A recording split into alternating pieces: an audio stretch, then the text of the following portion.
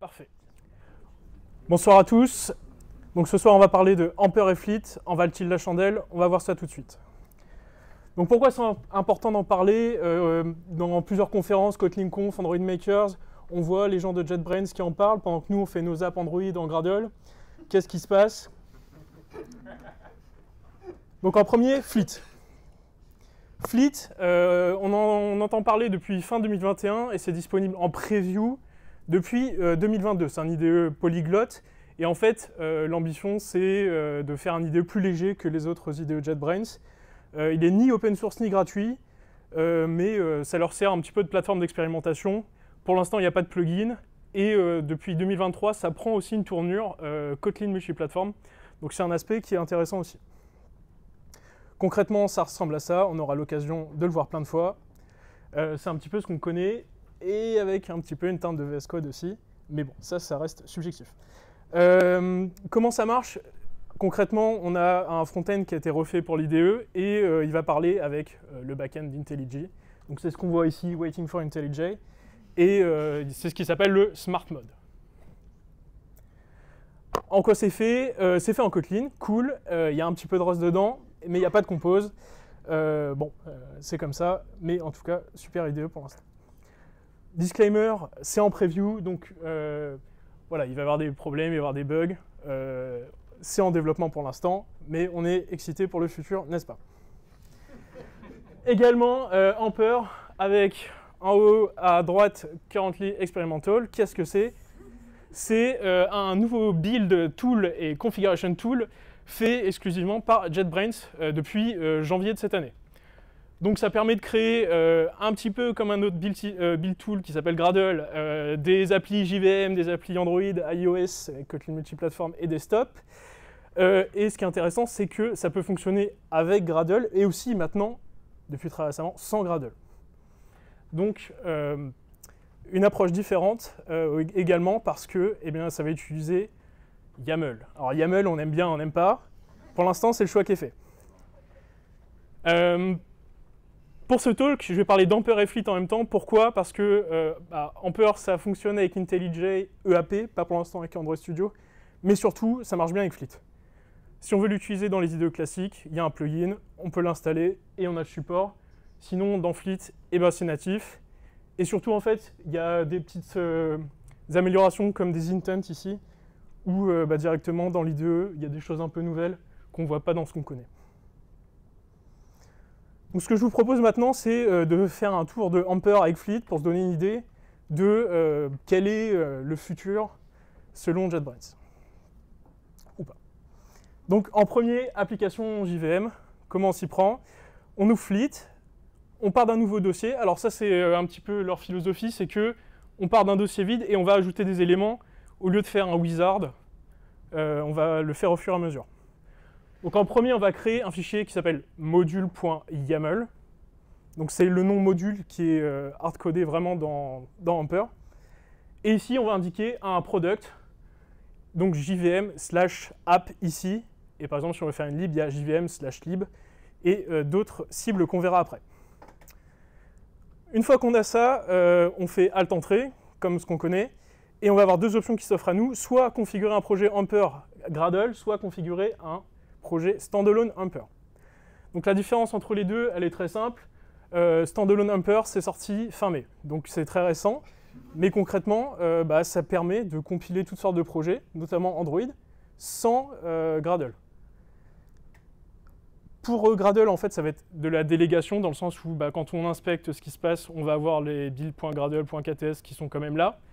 Alors que du coup, en standalone Ampere, c'est vraiment une commande Ampere dédiée qui n'utilise pas Gradle, à part pour Android, où ça parle implicitement à HGP, mais on n'a rien dit.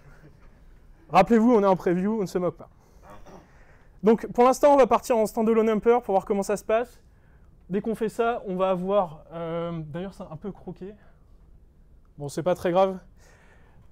Vous me dites si j'ai besoin de réexpliquer des choses qu'on ne voit pas, qui sont croquées sur la gauche, je ne peux pas faire grand-chose. Comment? L'icône, elle arrive. Bref, on a l'équivalent du Gradle W qui est là, c'est Ampere et Ampere.bat. Donc concrètement, c'est des scripts, et eux, ils vont s'occuper de télécharger des exécutables. Ensuite, on a une autre intention, hop, créer un dossier de source et test. C'est ce qui se passe ici, ça nous crée un dossier src et test. Super. Et new file, on se crée un hello world en Kotlin. Et à partir de là, on a différentes options pour run dans Fleet. On a classique, l'icône verte ici, ou alors on peut aller dans le fichier Amper, on a un run aussi. Ou alors, on peut taper aussi la commande dans le terminal avec le .amper équivalent du .gradle w. Donc il y a tout un tas de sous-commandes, ici task, plutôt que directement dans Gradle W, Gradle Wrapper. On a le même schéma avec les deux points. Et une fois qu'on fait ça, ok, super, on a la tâche qui est exécutée et donc notre hello Amper qui est affiché.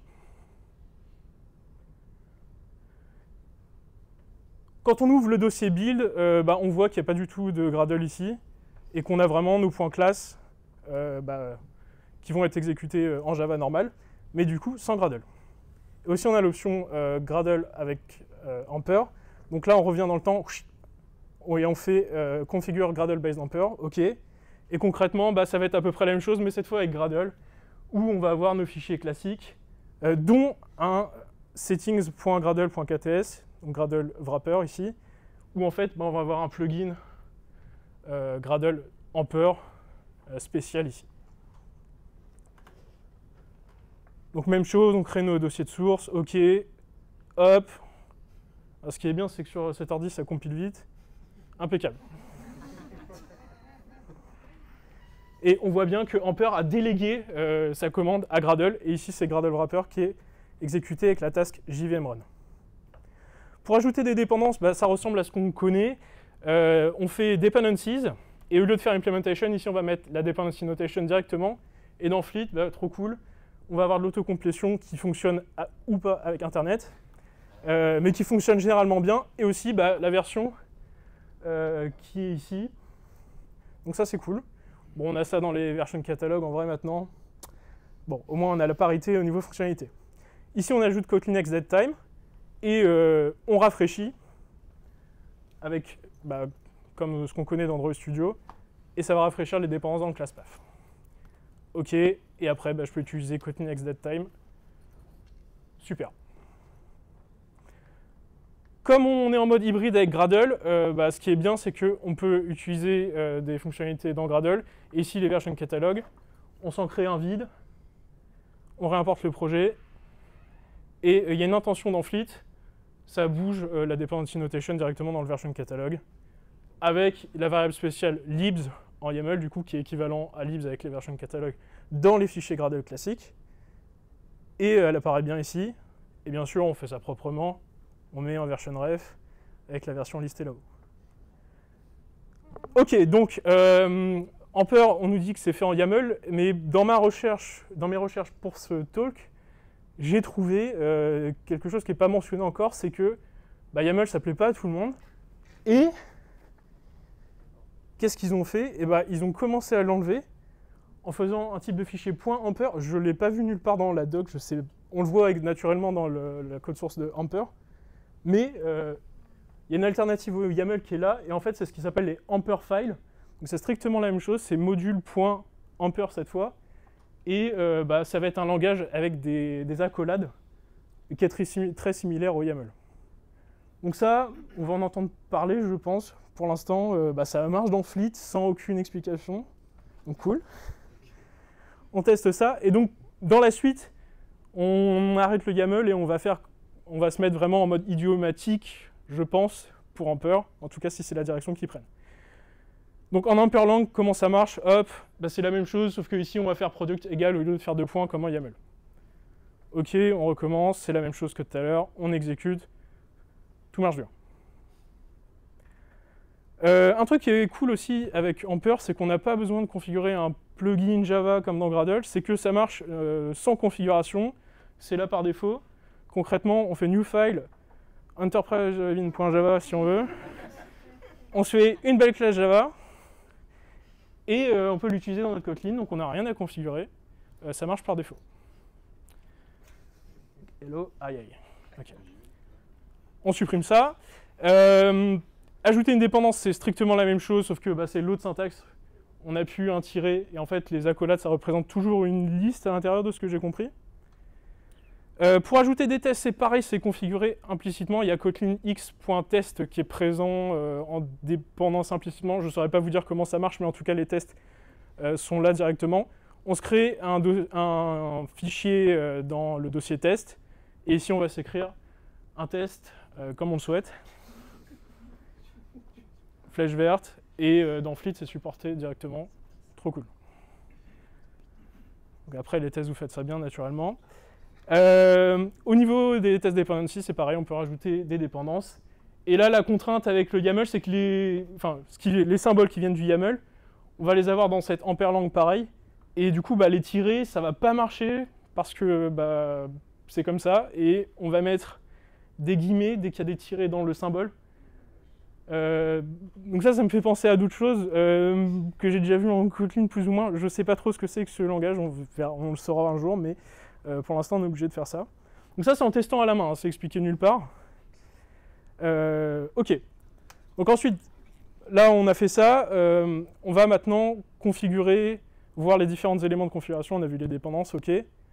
On a un bloc settings, et en fait, plutôt que d'avoir plein de plugins Gradle, ils ont agrégé ça dans la settings. Donc par exemple pour la version du langage Kotlin, hop, on a language version ici, on prend 2.0 si on peut se le permettre. Et on peut aussi configurer la version du bytecode Java, enfin c'est pas la version du bytecode, mais en tout cas la version de la JVM qu'on va utiliser, ici 21, et on s'affiche un test ici pour s'assurer que ça marche bien entre guillemets, et c'est les versions qu'on attendait. Donc Kotlin 2.0.0. Donc maintenant, comment ça marche avec les nouvelles technologies de JetBrains, à savoir par exemple Compose multiplateforme, avec le cas Compose multiplateforme pour le desktop. On fait simplement Compose enable true comme on ferait dans Gradle, mais en fait sans ajouter de plugin directement. Hop, je collapse pour qu'on ait plus de place. Ici, je vais avoir le BOM de Compose qui est directement ajouté dans Ampere, donc on n'a pas besoin de s'en soucier. J'ajoute les dépendances dont j'ai besoin. Je rafraîchis le projet. Hop, je me fais une application Compose Desktop toute simple. On lance et on a le résultat. Donc ce qu'on a fait, c'est juste simple. Rajouter Compose Desktop True, rajouter les 3 dépendances dont on a besoin, modifier la classe et c'est tout. Entre guillemets. Donc maintenant, on va attaquer des sujets un petit peu plus ambitieux. Tout ce qui est modularisation. Concrètement, on a ça pour l'instant. Avec un dossier test ou pas, ici non. On va bouger ça dans un dossier jvm-app. En dessous, on va se faire une librairie shared. Et en bas, on va avoir un project.amper. Donc c'est parti, on fait ça. Le project.amper, c'est simplement un marker file, c'est-à-dire qu'il est vide. Il n'y a rien à écrire dedans. Peut-être qu'à l'avenir, il y aura des choses. Mais en tout cas, c'est pour signaler à Amper que c'est un projet qui en rassemble d'autres. C'est un petit peu le settings.gradle.kts, si vous voulez, pour faire simple. On se crée nos dossiers, jvm-app, on se crée du coup notre dossier pour le module partagé. Et ici, hop, on va utiliser le product lib/jvm si on veut, mais on peut faire comme ça aussi. On met compose dedans, on rajoute nos dépendances. Et ici, on va avoir une syntaxe qui va permettre de faire l'équivalent de API à Gradle, à savoir exported égale true, c'est-à-dire que les dépendances, les modules qui vont utiliser shared en tant que dépendance vont aussi bénéficier de ces dépendances transitives à l'utilisation. Donc c'est exported. On crée notre source, bon, on se fait un bouton rapidement avec compose, OK. Et ici, comme vous l'avez deviné, on enlève les dépendances, et la syntaxe, au lieu que ce soit project, include project, c'est directement l'endroit où est le projet avec 2 points, 2 points, slash. On lance ça, ça marche de la même manière, et on a utilisé du coup notre bouton qui est partagé dans le module shared. Ok, une app Android, comment ça se passe? Du coup là c'est ce que je disais, on ne fait plus un wizard directement, on va utiliser les intentions qui sont dans Fleet pour le moment. Donc new folder, Android app, ok. Ici, ça va être pareil que ce qu'on a vu. On met bien compose et surtout, on va utiliser le product type Android/app avec les dépendances qui nous intéressent. Et au lieu d'avoir, comme tout à l'heure, desktop.currentOS, donc ça c'était spécifique à tout ce qui est desktop, là on va utiliser les mêmes, sauf qu'on va enlever la dernière. et rajouter des dépendances spécifiques à Android pour avoir l'activité Compose notamment. OK. Aussi, voilà, un petit bug en plus qui est présent pour l'instant, mais que je suis sûr va disparaître très rapidement, bien que cet issue ne soit pas public. Tant pis pour nous. Aussi, on peut configurer, comme ce qu'on connaît avec Android, directement sans le plugin AGP. Bien sûr, ça va parler AGP derrière, mais pratique, c'est dans le block settings. On se met un namespace, OK, et on se crée nos sources. Alors, il y a une chose que j'ai remarqué aussi, c'est qu'on a pu cette structure, enfin en tout cas elle n'est pas renforcée, de faire un nom de package, src main, toute cette structure-là, en fait, elle disparaît et c'est aussi reflété directement par ce que je vais montrer. Donc là, en général, le projet Android par défaut, et directement, là, ils nous mettent un package Hello, qui est vraiment pas ce qu'on ferait d'habitude, entre guillemets, alors que dans le wizard, on mettrait typiquement un reverse DNS en convention ou peu importe. Là, il y a vraiment ça, c'est pas enforcé, et en plus, dans la hiérarchie, on ne force pas à créer les dossiers, alors que d'habitude, Android Studio dirait « Ah, c'est pas au bon endroit, créer les dossiers ou modifier le package ». Ça, c'est intéressant. Donc là, je sais pas trop pourquoi, ça marche pas par défaut, il faut changer. Donc du coup, on veut pas une action bar light, mais transparente, OK. Ici, on se met une component activity, parce qu'on est en 2024, et on lance ça. Donc là, il y a 10 000 options. C'est pas ce que j'avais. Il y a 10 000 options, laquelle c'est la bonne, c'est celle qui marche, donc à vous de tester. OK, on lance. On voit que ça exécute bien Ampere task et pas un truc Gradle. Rappelez-vous, on est en mode standalone. Super, ça a fini. On peut ouvrir le logcat qui marchera un jour. C'est pas grave, pas besoin de log. Et trop bien, on a notre app Android. OK, donc maintenant on a notre app Android. On va utiliser notre module shared en le passant cette fois en Kotlin multiplateforme. Donc comment on fait ça? En fait, on va pouvoir ajouter des dépendances par target, et en fait la syntaxe ça va être arrobase le nom de la target. Ici pour JVM en bas, on va faire dependencies at JVM, comme ce qu'on connaît éventuellement en Kotlin multiplateforme. C'est le même principe, sauf que c'est une syntaxe différente. On précise les targets qu'on veut là-haut, ici on rajoute Android, et du coup, on va pouvoir ajouter des dépendances spécifiques à Android. Un truc aussi intéressant, c'est qu'ils abandonnent la structure avec command main, etc. C'est que c'est src, le nom de la target, et on met directement nos classes dedans. On rafraîchit, on change vers Material 3, pardon. Je suis pas trop sûr de pourquoi, parce que là on passe avec Android. Bref, il faut le faire, sinon ça marche pas. Peu importe. Donc ça aussi, je sais pas trop pourquoi, j'ai dû le déplacer également. Donc la dépendance desktop, hop, bon, au final ça a du sens de la mettre là, ici directement, mais la dépendance, je la bouge. Et ici, hop, mon application desktop marche toujours avec mon bouton, cette fois Material 3.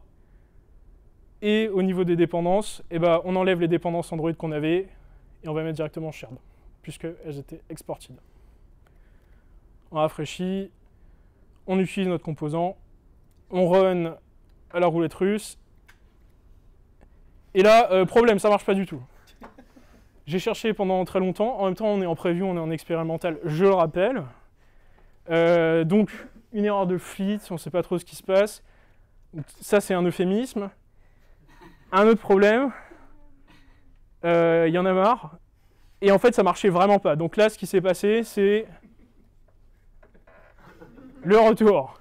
Donc, en fait, j'ai remarqué qu'il y avait une différence entre les deux, bien qu'il y ait exactement les mêmes éléments.